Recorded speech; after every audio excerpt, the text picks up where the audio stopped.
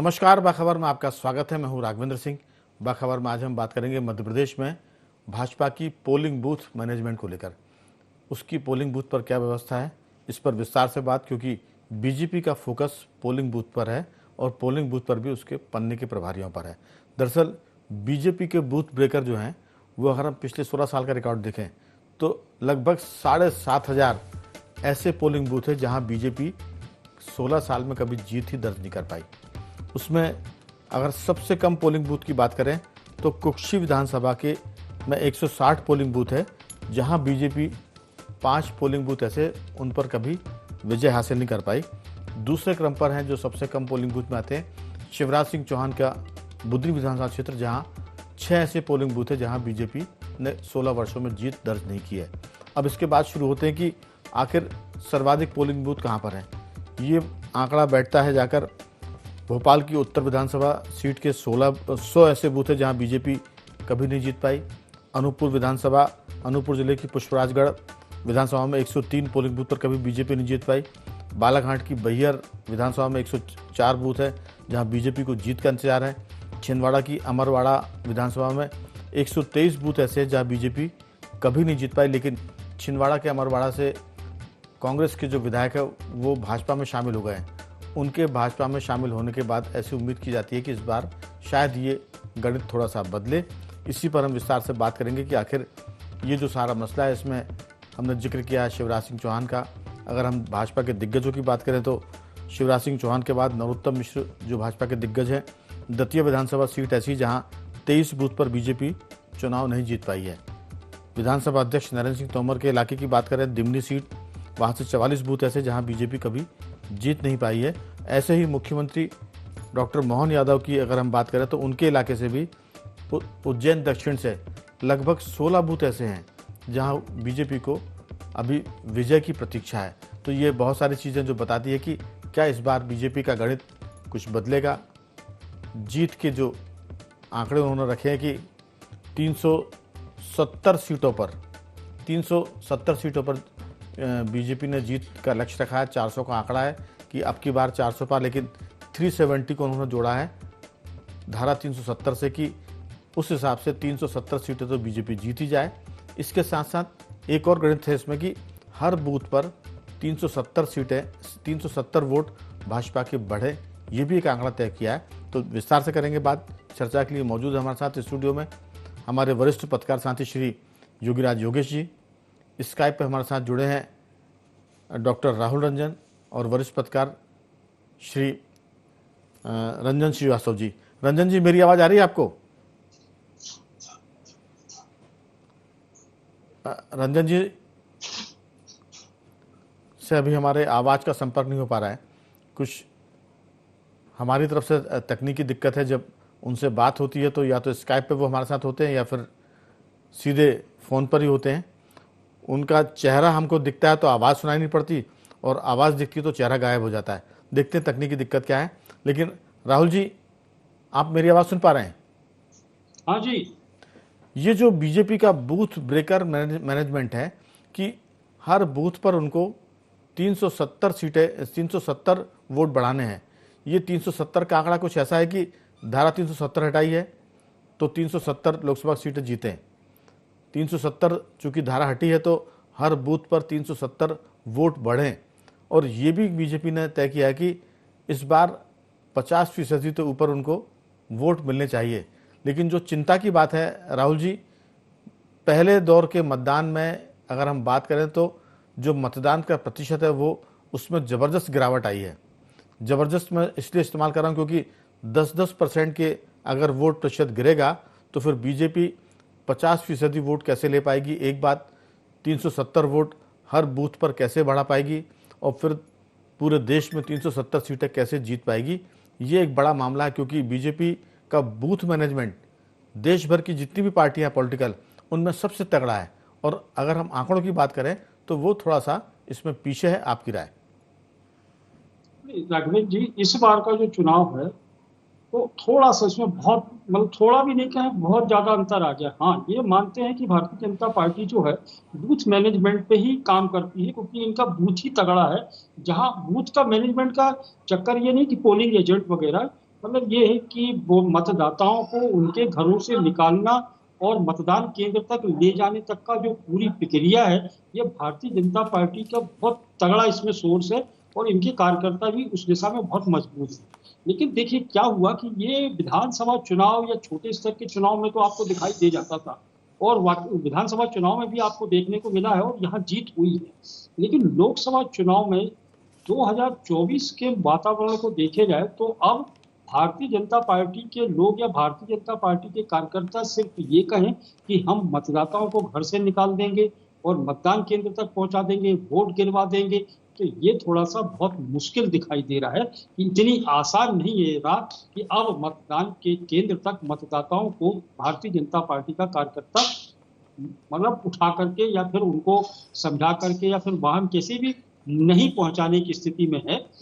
क्योंकि हुआ क्या है कि ऐसा लग रहा था कि एक तरह की लहर भारतीय जनता पार्टी की पूरे देश में दिखाई देगी और कार्यकर्ता उत्साहित होगा, लेकिन कार्यकर्ताओं का मनोबल गिरा हुआ। क्योंकि हुआ ये है कि कार्यकर्ता जो चीज चाह रहा था, जिन चीजों को वो लंबे समय से वो भी इंतजार कर रहा था, कहीं ना कहीं वो इंतजार कर रहा था, ये कह नहीं पा रहा था कि हमको भी आवश्यकता है, हमको भी रोजगार की आवश्यकता है, हमको भी नौकरी धंधे की आवश्यकता है, हमारे घर की महिलाओं को भी सुख सुविधाओं की आवश्यकता है। तो अंदर ही अंदर, क्योंकि क्या है कि ये कह दे कि भारतीय जनता पार्टी का कोई भी नेता हो, कार्यकर्ता हो, बड़े स्तर का हो या छोटे स्तर का हो, घर की स्थितियां तो लगभग सबकी वैसे ही है ना, जैसे आपकी और हमारी स्थितियां हैं। हमारे भी बच्चे उन्हीं स्थितियों में हैं जिन स्थितियों में कार्यकर्ताओं को। बस ये है फर्क ना हो गया कि वो एक पार्टी के साथ बंधे हुए हैं, पार्टी के उनके पास लाइन है, अनुशासन है, इसकी वजह से वो बोल नहीं पाते। चलिए बिल्कुल, लेकिन लोकतंत्र में एक व्यवस्था यही बहुत अच्छी है कि आपको अपना वोट जो देना है वो आप वहां अभी स्वतंत्र हैं। तो जब स्वतंत्र हैं तो विचार भी स्वतंत्र होते हैं और मुद्दे भी स्वतंत्र होते हैं। तो यहाँ जाकर के अब वो ये नहीं समझा पा रहे हैं, वोटरों को ये नहीं कह पा रहे हैं कि नहीं आप आइए और वोट दीजिए। क्यों दीजिए? तो क्योंकि क्या हुआ, मतदाता भी ये पूछ रहा है कि भैया क्यों आए, राहुल जी क्यों आ रहे हो, ये दिक्कतें पैदा होने लगी। राहुल जी जहां तक समझाने की बात है, बूथ मैनेजमेंट लड़खड़ा गया। जी राहुल जी जहां तक समझाने की बात है, तो राहुल गांधी 10 साल से कह रहे हैं कि हम जो बात समझाना चाहते हैं वोटर को वो समझा नहीं पाते, इसलिए हार जाते हैं। तो समझाने के मामले में देश की जो सबसे पुरानी लेकिन नंबर 2 की जो पार्टी कांग्रेस, वो सफल नहीं हो पा रही है। और दूसरी बात मैं कहूँगा कि समझाने के मामले में बीजेपी अपने कार्यकर्ता और वोटर को समझाने में सफल है, इसलिए 10 साल से वो चुनाव लगातार जीत रही है। एक तो समझाने के मुद्दे पर मुझे लगता है कि स्थिति साफ है, बीजेपी समझा तो पा रही है वोटर को भी और कार्यकर्ताओं को भी। जिस बात पे हम फोकस कर रहे हैं वो ये है कि क्या बीजेपी का voter, vote management, booth management, जो हर वोट पर, हर बूथ पर 370 वोट बढ़ाने की बात हो रही है, उसमें कितना सफल हो रहा है ये बात। क्योंकि क्या उसका बूथ मैनेजमेंट कागज़ पर है, क्या उसके बूथ मैनेजमेंट के जो कार्यकर्ता हैं वो कांग्रेस की तर्ज पर कागज़ तो भर रहे हैं, कागज़ का पेट तो भर रहे हैं, लेकिन क्या सच में मोर्चे पर है? हमारा फोकस इस बात पर है कि ग्राउंड जीरो पर क्या बीजेपी का कार्यकर्ता पहले की तुलना में कम मुस्तैद है? उसकी मुस्तैदी बढ़ेगी तो मतदान का प्रतिशत बीजेपी के लोग बढ़ा सकते हैं। क्योंकि मुझे याद है, रंजन जी इस बात से सहमत होंगे और योगीराज जी भी, कि जब वोट प्रतिशत बहुत कम होता था 40%, 45%, तब बीजेपी, हम बात करें 1990 की, वो एक तरह से वोट के एक दिन पहले फेरी लगाते थे मोहल्लों में कि चाची, काकी, दादी, भाभी, भैया, कक्का, सबको सुबह चाय बाद में पीना, पहले वोट डालना है। और सुबह 6 बजे से वो उनके कार्यकर्ता हर मोहल्ले में अपनी टीम को सक्रिय करते थे और उसके चलते वोट बढ़ा और बाद में फिर चुनाव आयोग भी सक्रिय हुआ, सारी पार्टियां सक्रिय हुई और वोट का प्रतिशत 70, 80, 90 तक चला जाता है, कई जगह तो 100%। लेकिन इस बार हम इसलिए बात कर रहे हैं क्योंकि बीजेपी ने अगर वोट नहीं बढ़ाए, जो पिछले हम पहले चरण की बात कर रहे थे कि पहले चरण में मतदान जो मध्य प्रदेश की 6 सीटों पर हुआ है वो बहुत नीचे गया है और उससे बीजेपी के एक तरह से हम देशी भाषा में कहें तो रंजन जी, बीजेपी नेताओं के सारे इंडिकेटर जल रहे होंगे। वो इस समय चौकस होंगे कि आखिर वोट प्रतिशत घट रहा है तो फिर हम 50% से ऊपर वोट कैसे पाएंगे, फिर हम 370 वोट हर बूथ पर कैसे बढ़ाएंगे और 400 का आंकड़ा कैसे पार करेंगे। तो ये चिंता की बात है, इस पर हम फोकस कर रहे हैं। समझाने में तो भाजपा अव्वल है, तभी तो वो जीत रही है। राहुल जी, आपकी, रंजन जी, आपकी राय? सर देखिए, जो मध्य प्रदेश को तो संगठन के हिसाब से एक देश में, भाजपा की बात मैं कर रहा हूँ, जी जी एक एक उदाहरण के तौर पे प्रस्तुत किया जाता रहा है। और आपने बिल्कुल सही बात कही कि वर्कर का रोल बहुत ज्यादा रहा है। जो बूथ मैनेजमेंट की बात थी, आप याद कीजिए, आप भी बीजेपी कवर करते थे, हम बीजेपी कवर करते थे। ये अटल जी के समय शुरू हुआ था कि बूथ को इतना मजबूत करना है।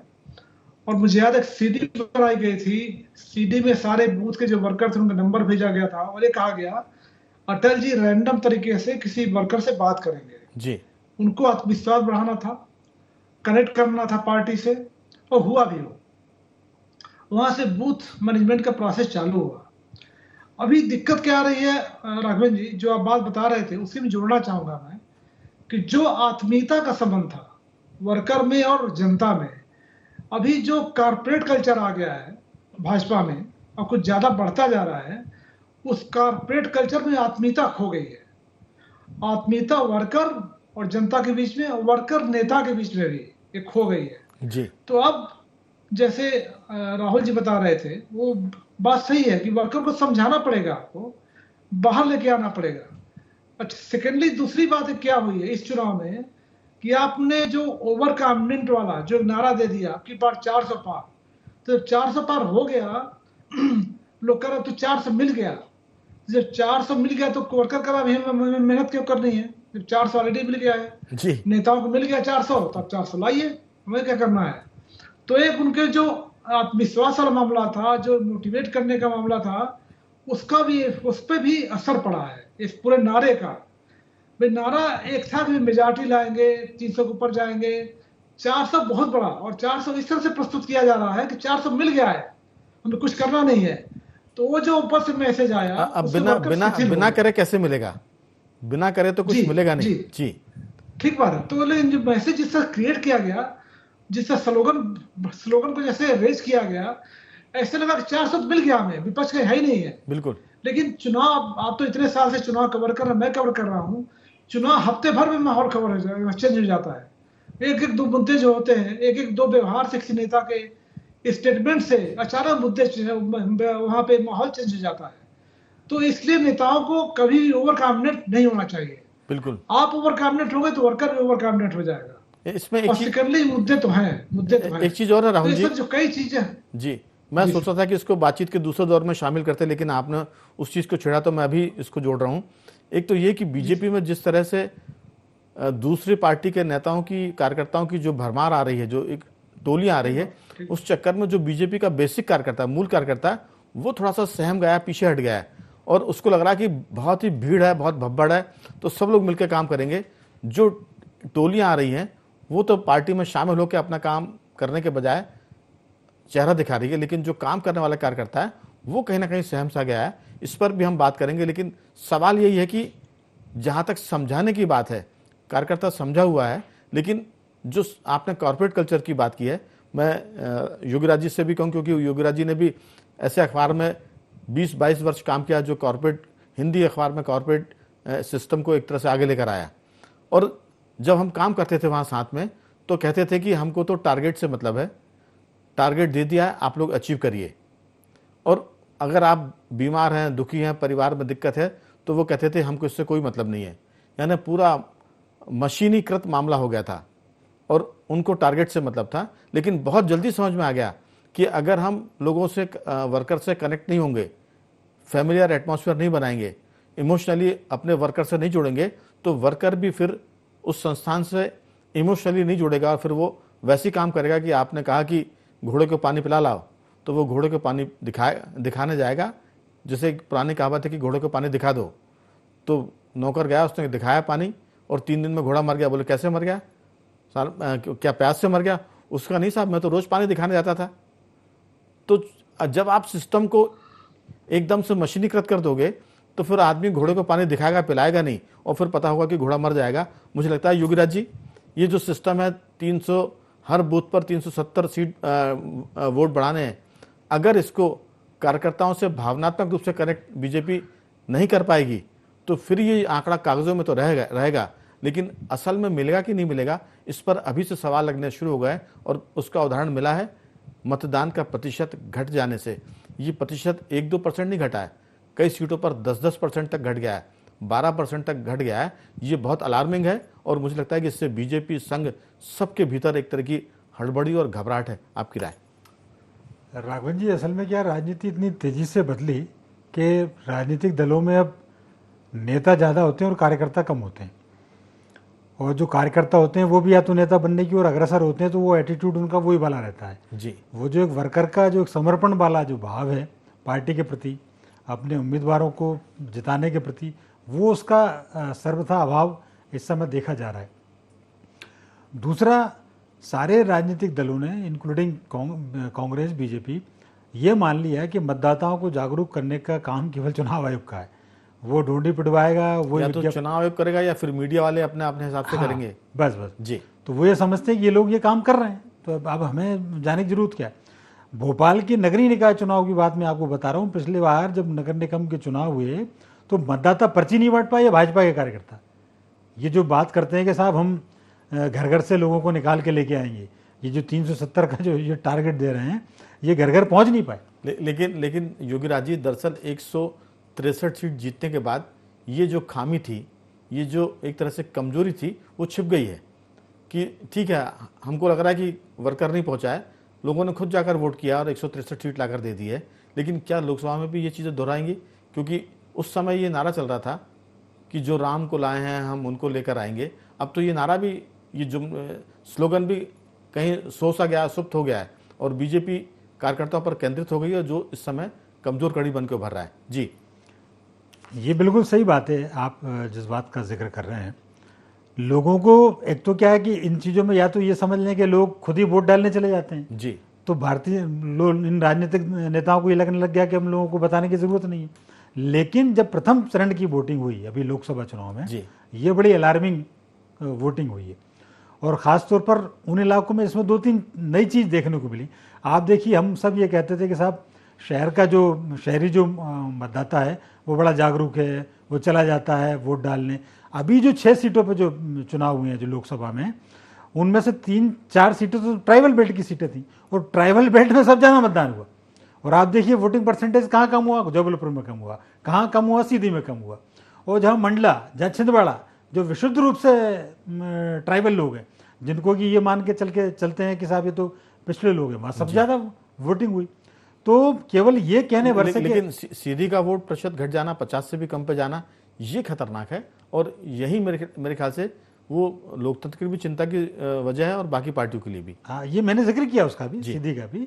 तो ये बिल्कुल सही बात है कि इतने सब तामझाम के बावजूद, इतने प्रचार प्रसार के बावजूद, इतने बड़े बड़े कार्यकर्ताओं की टीम होने के बावजूद यदि वोटिंग परसेंटेज घट रहा है तो ये लोकतंत्र के लिए चिंता की बात है। ये राजनीतिक दलों के लिए चिंता की बात है जो अनशन टारगेट रख देते हैं, फिर उनको अचीव करने के लिए उसका मॉनिटरिंग नहीं करते। बिल्कुल। दूसरी बात यह कि ये भाजपा के लिए भी बहुत चिंता की बात है, क्योंकि अभी तक का जो डॉक्टर राहुल रंजन जो ट्रेंड देखने को मिला है, जब वोट प्रतिशत बढ़ा है, अगर हम पिछले 10 साल की बात करें, तब बीजेपी को फायदा हुआ, चाहे वो सरकार में रही हो या सरकार के बाहर।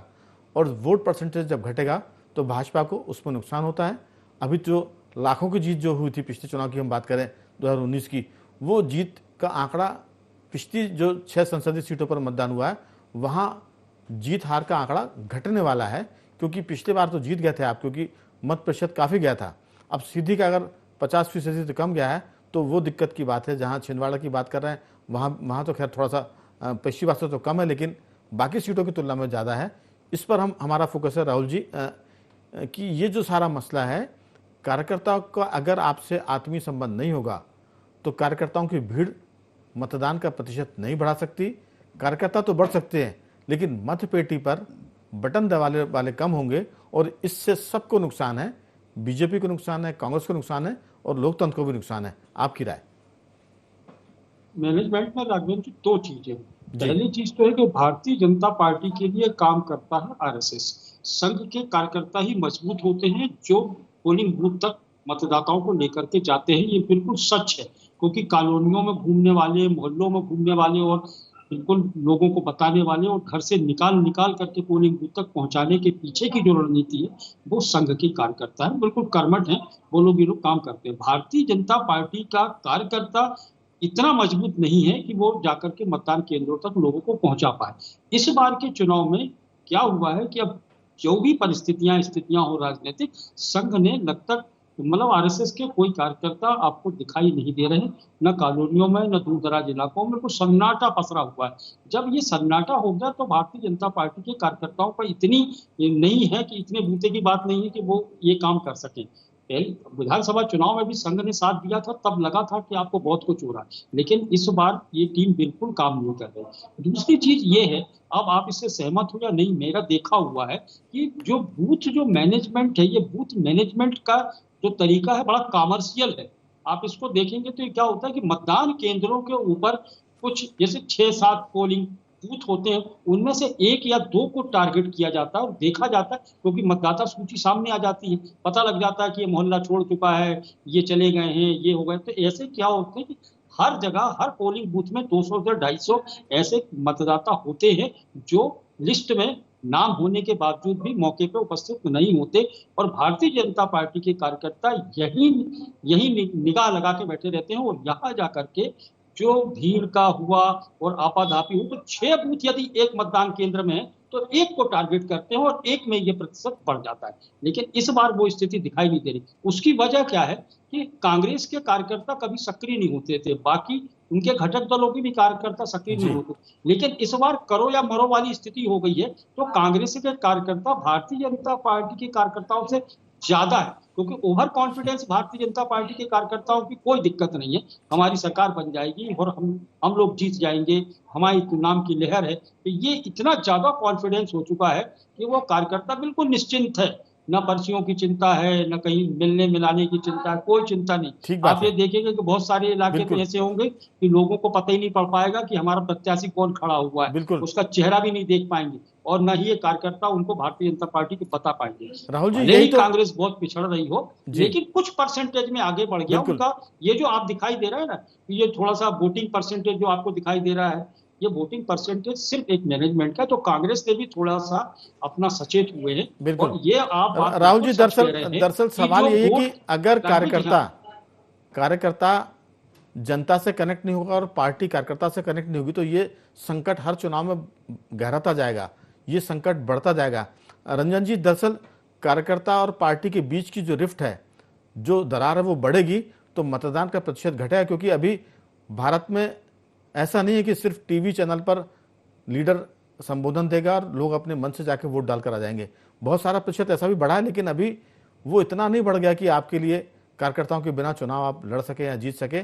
कांग्रेस की अपनी स्टाइल है, पुरानी पार्टी है, वो कार्यकर्ताओं के बजाय वो जनता के ऊपर, जनता उसका इलेक्शन लड़ती है। लेकिन बीजेपी का जो बूथ मैनेजमेंट है, अगर वो इसी तरह कमजोर दिखता रहा, मैं नहीं कह रहा हूं कि वो कमजोर है, लेकिन कमजोर दिख रहा है। जहां तक एक लाइन में और जोड़ूंगा, संघ की शैली ऐसी है कि वो नजर नहीं आती।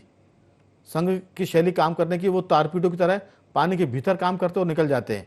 वो सभाएं नहीं करते, वो तो कमरों में जाके बैठक करते हैं और लोगों को निर्देश देते हैं और उस लाइन पर काम होता है। इसलिए संघ के कार्यकर्ता, प्रचारक आपको सड़कों पर नजर नहीं आएंगे, वो तो बीजेपी के दिखेंगे। बहुत छोटी सी आपकी राय रंजन जी, कि भाजपा का जो कार्यकर्ता है, अगर वो जनता से कनेक्ट नहीं होगा तो वोट का प्रतिशत घटेगा, हर बूथ पर 370 वोट नहीं बढ़ पाएंगे, और इसके चक्कर में 370 सीटों का जो आंकड़ा एक तरह से व्यवहारिक रूप से भाजपा ने तय किया हुआ है, वो भी पकड़ना मुश्किल है। 400 पार की बात तो मुझे लगता है कि सिर्फ ये नारे की बात है, लेकिन 370 का आंकड़ा जरूर बीजेपी गंभीरता से कर रही है उस पर, लेकिन मतदान का प्रतिशत घटेगा तो इस पर संकट आएगा। आपकी राय? राघवन जी, देखिए, जो नेशनल फिनोमेना दिख रहा है जी, वो एक जो वोटर है उसमें निराशा का भाव है, पूरे देश में कम हुआ है। लेकिन हमने कहा मध्य प्रदेश एक डिफरेंट ऑर्गेनाइजेशन है भाजपा के लिहाज से। यह नारा क्या था, 370 बनाना है। राघवन जी, 5 करोड़ लगभग वोटर हैं, अगर 70% वोट माने आप, 3.5 करोड़ होते हैं। पिछली बार 1.5 करोड़ के आसपास, 1.8 ऐसे कुछ है जी, उनको वोट मिला था, 58% जी। 370 बढ़े नहीं, 370 अगर एवरेज मान लें 65,000 बूथ पे, तो करीब 2 करोड़ से ज्यादा वोट होता है, अपने आप जीत जाएंगे। तो 370 भी नहीं आ रहा है अभी जो इंडिकेट कर रहा है जी जी। दूसरी बात है, जो वर्कर है, जो एक छोटी बात से मैं उसको कट शार्ट करूंगा जी। एक मंत्री, पुराने मंत्री ने कहा कि जो बाहर से कांग्रेस से भाजपा में आ रहे हैं उनको कुछ मिल नहीं रहा है, तो निश्चिंत रहे आप। उन्होंने उदाहरण ग्वालियर मीटिंग कर दिया, लेकिन हमें उल्टा दिख रहा है। ऐसे बहुत से लोग हैं जो कांग्रेस से भाजपा में आए, मंत्री हैं, अच्छे पदों पे हैं, एंजॉय कर रहे हैं, ठीक है। तो वर्कर में भी निराशा का भाव है कि भाई जो बाहर से आ रहे हैं बिल्कुल उनको सम्मान मिल रहा है और हमें कुछ पूछ परख हमारी नहीं हो रही है। तो कई तरह का उदासीनता भी है वर्कर में और वोटर में भी। बिल्कुल, आपने जो बात की उसमें बता दूं कि वो गृह मंत्री अमित शाह ने ग्वालियर में कहा था, उनसे पूछा गया था कि जो लोग आ रहे हैं बाहर की पार्टियों से, वो अगर आ जाएंगे तो हमारा क्या होगा। तब उन्होंने ये इसका जिक्र किया था कि जो 10 साल से 15 साल से काम कर रहे हैं क्या उनको कुछ मिला, उन्होंने कहा नहीं मिला। तो बोले फिर जो नए आ रहे हैं उनको कैसे मिलेगा। लेकिन योगीराज जी, सवाल यही है कि बीजेपी के लोग अगर वादे, दावे और नारों के हिसाब से काम नहीं कर पाए तो 370 सीट का मामला थोड़ा सा गफलत में पड़ जाएगा, क्योंकि 6 सीटों पर जो मतदान हुआ है वो सबको चिंता में डालने वाला है और उसने सबकी नींद उड़ा रखी है। आपकी बहुत छोटी सी राय। देखिए राघवन जी, एक चीज और भी देखने को आई कि कार्यकर्ताओं की निष्ठा पार्टी के बजाय अपने नेताओं के प्रति भी ज्यादा हो गई है जी।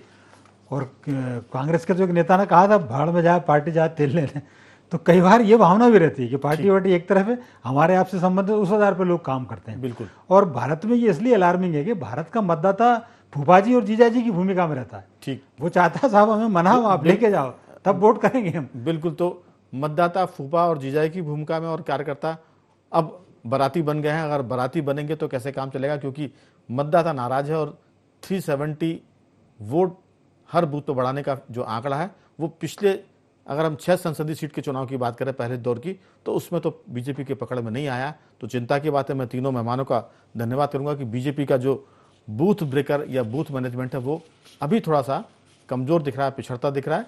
हो सकता है कि बीजेपी तैयारी कर ले, संघ और सक्रिय हो जाए, तो शायद ये अगले दौर में मतदान में हमको देखने को मिलेगा और मतदान प्रतिशत बढ़ा तो बीजेपी के लिए सुखद खबर है, वरना ये चिंताजनक है। बाखबर में सिर्फ इतना ही। बने रहिए हमारे साथ और देखते रहिए IND24।